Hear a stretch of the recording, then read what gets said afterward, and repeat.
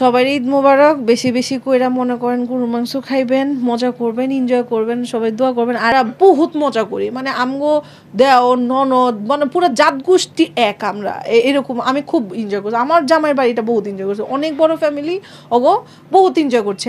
আমি বহুত শান্তিতে আছি আলহামদুলিল্লাহ। পুরান ঢাকা ছাইরা নিউটাউনে গেলে না মনে হয় কি গ্রামগঞ্জে গেছি। ঈদের 7টা দিন দাওয়াত খাইতে খাইতে পার হয় মানুষের দেখি, মানে অন্য সব ডিস্ট্রিক্টের মানুষগুলো দেখি ওই যে এইটা ওইটা। আমি আমার জন্মে বহুত আগে থেকে আমি কইতে পারবো না যে কেমনে হয়েছে এই ট্রেডিশনটা, কিন্তু আমার পুরান ঢাকা এটা আছে যে মনে করেন একটা আলাদা গরুই কিনা না হয় যে অমুকের মানে অমুকের বাড়িতে পাঠামো রান, তো অমুকের বাড়িতে পাঠাইতে হয়। যেমন হচ্ছে আমার বাপের 2টা রান 2 মাইয়ার বাড়িতে পাঠাইতে হইতো। আমার শ্বশুরের মাইয়া নাই, তারপরে 2 পোলার শ্বশুর বাড়িতে 2 রান, নিজের শ্বশুর বাড়িতে 1 রান, আবার 2 শালির বাড়িতে রান পাঠাইতো। তো এরকম কইরা করেই করতো। তো এটা দেখা, এটা হয় আমগো পুরান ঢাকার মধ্যে, এটা হয়। আর আমার বোন জামাই তো এখনো মাইয়া শ্বশুর বাড়ির মধ্যে ছাগল পাঠায়। হ্যাঁ। তো এই যে ঈদের দিনটা আসলে পুরান ঢাকায়দের কেমন কাটে?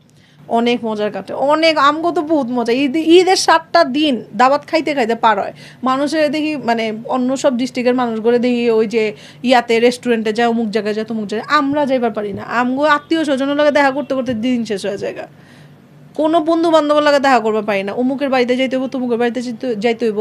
আর মজার কাহিনী হয়েছে, আমি কয়া দিই, আমার নানি শাশুড়ির বাড়িতে এখন পর্যন্ত কোরবানি ঈদেও আমরা সালামি পাই, এটার লেগা যাই আমরা।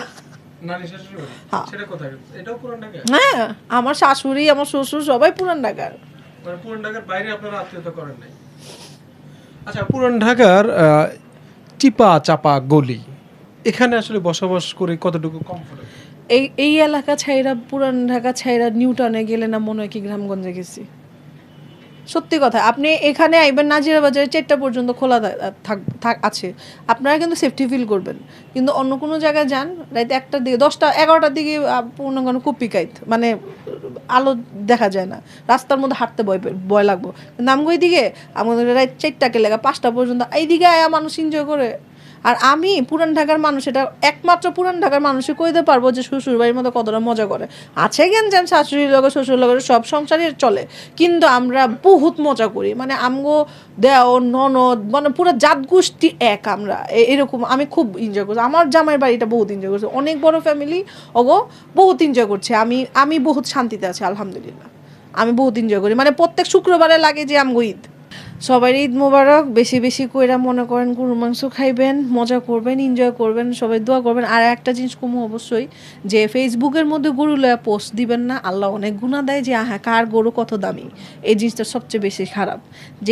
যার যতটুকু আল্লাহ রিজিক দিচ্ছে, যার যতটুকু আল্লাহ ইনকাম দিচ্ছে, অতটুকু পর্যন্তই ওই মানুষটা কিনবার পারবো। অতএব নিজের ফ্যামিলির কাউরে চাপ দিবেন না, জামাইরে না, বাপেরে না, বাইরে না, এই দামি কিনতে হইব, অমুকটা দেখাইতে হইব, তমুকটা দেখাইতে হইব। এই কামটা কইরে নিন আপনারা, এটা সবচেয়ে বড় গুনার কাজ। যা আছে আলহামদুলিল্লাহ, শুকুর আলহামদুলিল্লাহ করে আল্লাহর নামে দিতেছি কোরবানি, আল্লাহর নামে দিব আলহামদুলিল্লাহ করে, এটা ওটারই মনে করবেন যে আল্লাহর রহমত, এটা মনে করে ঈদ উদযাপন করবো আমরা ইনশাল্লাহ। সবাইকে ঈদ মোবারক, সবাইকে ঈদ মোবারক, ভালো থাকবেন।